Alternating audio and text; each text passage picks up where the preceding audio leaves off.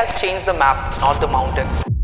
In 2025, AI can spit out boilerplate UI code, make some basic APIs, and even solve some medium or some hard lead code problems. But when it comes to hiring, what I have seen is engineers are being hired into these 7 roles based on the outcome that they drive. If you are someone who doesn't know what outcome you will deliver, it's like having a buffet of projects in your resume with no signature dish. And I have seen the big companies like Google as well as small companies, startups alike choose people who have very specific skill sets for the specific roles they have. In today's time, the fastest way is to pick a role, build proof around it, and communicate that in a single sentence. In today's video, I'll talk about 7 different roles that I see very clearly being hired in a lot of companies today's time. And I'll also talk about what you can practice, what you can ship, what signals that you can send in interview that will make you stand out from other peers. This will be no fluff. Let's pick a lane and be serious. Hi, I'm Vivek Gupta. I happen to have been to ICPC World Finals before, been a software engineer at Google, and I'm a founder of company AlgoZenith, where we help students crack all of these companies' interviews and placement tests. I have seen a lot of brilliant students actually get stuck because they have chosen stacks rather than roles that they want to play. So in this video, I'll give you a proper map, all the 7 roles, what are the things that you need to build, how can you prepare for them, what kind of projects you can build. I'll give you some examples also. Stay till the end because I'll give you a quick checklist also which you can go through for yourself and see which lane you fit at this point, and you can choose accordingly. Let's get started. So the first role that mostly companies and startups hire for is someone who can convert Figma into pixel perfect code. You can call these people UI UX developers, but I think it's generally this outcome. Given a Figma file, can you convert it to proper code which is accessible, responsive, fast? You'd love this if you see designs and you understand what is wrong in them. You think about rounded corners, 2 pixel shifts, right? Misalignment on certain things. You enjoy polishing micro interactions. You need to learn about HTML, CSS, JavaScript, the basic dev stuff, modern CSS. You need to learn about design tokens. You need to learn about how does accessibility things work like ARIA, how does performance of front-end sites work like LCP, CLS, all these kind of things. Learn frameworks like React, state management, all these kind of things you'll have to learn. How do you pursue this? A very good project that you can add in your resume is you pick a Figma file and you convert 1:1 into a code with dark theme as well as following 111y or accessibility features that are available for that particular site. You can show evidence, lighthouse scores, contrast checks, pixel compare, screenshots between the design and your code. The next thing that you can actually build is a tiny library or a component library with docs. In most interview, you need to be able to deliver this, that somebody gives you a Figma and you deliver them back in a very, very nice way. A common trap that I've seen people doing is they feel that their website looks good, but they don't, right? I have hired multiple UI UX engineers before. People think that their front-end code looks good, but they are actually misaligned in certain pixels. It's not responsive and all. That will never get hired in today's time. The second type of role that I have seen is mostly around rapid prototyping or somebody who can take an idea to an MVP at very high speed. So if you are someone who can turn vague ideas into real products, you will be a great addition to a 0 to 1 team or to directly founder's office. You prefer having a lot of breadth at your hand, delivering the product and shipping it to users. You might not know the end details of how to scale it to high number of users and all, but that's fine because you're building the MVP or prototype. Knowing about backend frameworks, front-end frameworks, knowing about Supabase like some DBs, building auth and payment templates for yourself, having analytics on top of the sites that you've built, having basic design sense and somebody who can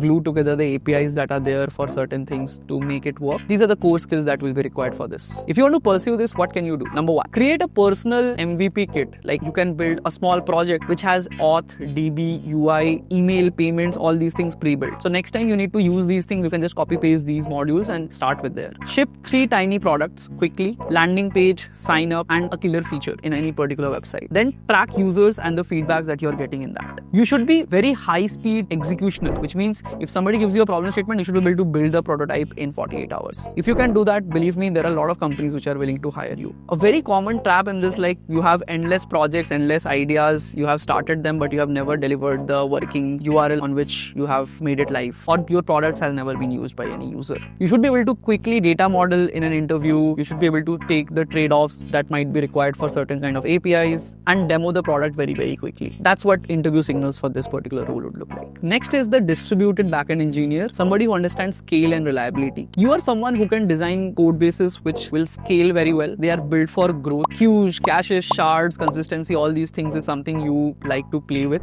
You try to think in diagrams. You try to think in what exactly is needed as in terms of architecture and what happens if things go down, the failure part. I think most of the people who go on this particular lane generally go towards Go Rust, C++, some backend Python Django framework, let's say, and then kind of build on top of it with Postgres, Redis, Kafka, having Kubernetes, having observability skills like Grafana, Prometheus, all these things. How do you pursue this particular lane? So build a trio service system, right? Which has an API gateway, which has somehow a queue and a worker system, and which has a monitoring or analytics page. If you have these three things set up for a project, that's a really good project to have in your resume. Add retries, circuit breakers, and backoffs in different things. This is what shows in the interviews that you actually understand how to build things for scale. Add event streaming for writes and reads that might be relevant, like Kafka. Prove these things with a load test, P95 metrics for different things, and a simple SLO dashboard. If you're someone who can talk about trade-offs between consistency and availability in CAP theorem, if you can handle hotkeys and back pressure that comes up in different projects, and you can design for idempotency and observability, probably you will be able to get past most of the interviews in these roles. Most of the people generally go for over-engineering without proper metrics, without proper alarms. This is something that is like a red flag in this particular field. The fourth type of role would be low-level or systems engineer role. You are close to the metal that is there on the CPU. This is for someone who chases correctness and performance in C, C++, Rust, where even a simple 5% wins matter. You will love this if you enjoy performance counters, cache behaviors, and you are someone who is a careful engineer who likes to go into depth. You should be someone who understands memory very well, cache lines, async behavior, async IO, locking, lock-free structures, profilers that are there for different languages. How do you build a profile in this particular thing? Number one, you can build a toy database or HTTP server with benchmark against the known ones. Also, you can write perf deep dive, profiling, bottleneck, fix, and then result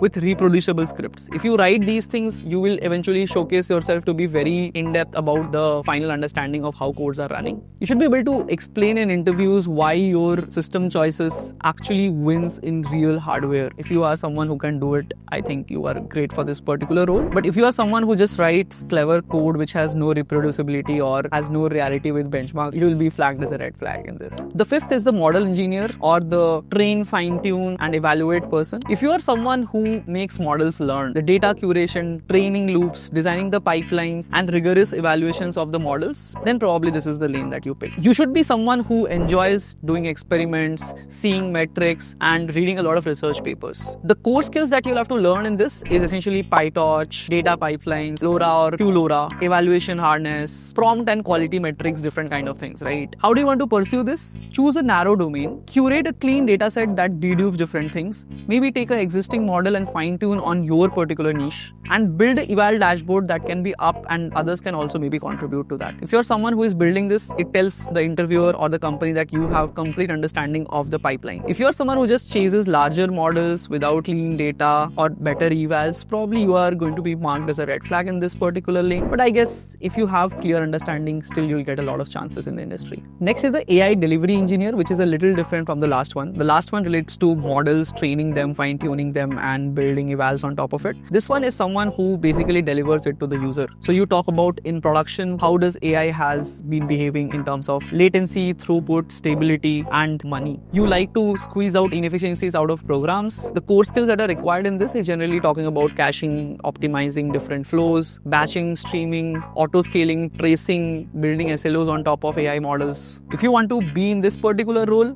deploy a chat or a RAG service with sub 200 first hit or first token with stable throughput. If you can build this system, probably you're ready to get into this particular field. You can add quantization and compile passes, measure quality versus latency trade-offs of the models that you are building, build a cost for per 1000 tokens that your model will be serving, and auto scales rule with alert system being built in them. If you are able to speak about the numbers, P90, P95, all kind of things in an interview, then you are probably a very good pick for this particular role. You can talk about budgets as well. If you are just treating AI like an API, probably this is not the role because you have to take it and fine-tune and build your own API. The seventh type of engineer is basically the break and fix engineer, which generally goes into the security and resilience kind of side. You anticipate, ethically break, and then make the systems more resilient over time. This is more into cybersecurity kind of domain. If you want to pursue this, you can build a small app, design ethical hacking scenarios on top of that particular app, then patch and document all of these things. You can add monitoring plus alerts and practice an incident response scenario for yourself and document that. Learn about least privilege accesses and automate security checks in CI/CD. You are calm in an interview and you have a proper rule book which you go through to test a system, and and you don't generally have a history of illegal activities, then you probably are a good for this particular lane. But if you are just wannabe hacker, then probably you would be a red flag in this particular lane. Which of these 7 types are you? Let me know in the comments below. In fact, in the comment, I have pinned the first comment about a form where you can fill if you feel you are best in this domain. And in Algozenic, we are building a placement where we can help you get placed as well. If you're a working professional, it can be for job switch too. If you're not sure which type you are, let's go through a quick checklist to understand which one will you fall best in. If you enjoy polishing websites and building good visuals, probably you will be in the front-end guy or the pixel perfect front-end coder. If you want to ship products and ideas fast, then rapid prototyper. If you think about APIs, data flows, failure, scaling things, then probably a distributed backend engineer. If you love to make codes fast, if you think about performance and internals of languages, then maybe the low-level coder would be the track that you take. If you love running machine learning experiments, building metrics, building models, fine-tuning them for a certain use case, then maybe you will be the AI model guy. And if you love to build product, but you want to be in the AI space, if you want to serve AI models to a lot of people, then probably you will be the AI delivery engineer. Probably a lot of AI software engineers are also kind of in this track itself. And if you're someone who loves to break and fix things, you can learn about cybersecurity and get into the defense and reliability side of things. My advice would be to pick one primary identity and a secondary identity. For example, backend plus AI delivery or front-end plus rapid prototyper. These are very good builds together. I fundamentally believe that if you are special in one or two, then you will get hired very, very easily, even in tough times. The rules have changed, but these 7 types are always going to prevail as engineers, and there will be different companies requiring them in different names, different role names. But these are the skills that you'll have to actually build. You have to have either UI precision or rapid MVP development skills. You can build scalable backends. You have low-level optimization possibilities. You have model training capabilities or model distribution capabilities, and making things or systems reliant. Choose your battlefield, build a very good project with very good hard numbers, and communicate that what you want to be to the company that you're applying to. If you want me to deep dive on one of these roles, let me know in the comments below. Definitely let me know which one you are choosing for your major and your minor. Subscribe to the channel if you want to keep improving your problem solving skills and get to know more about engineering and tech. Share this with a friend who you feel is picking stacks and tell them that maybe they should pick roles and prepare accordingly. That will be all from my side in this video. I'll see you in the next one. Bye-bye.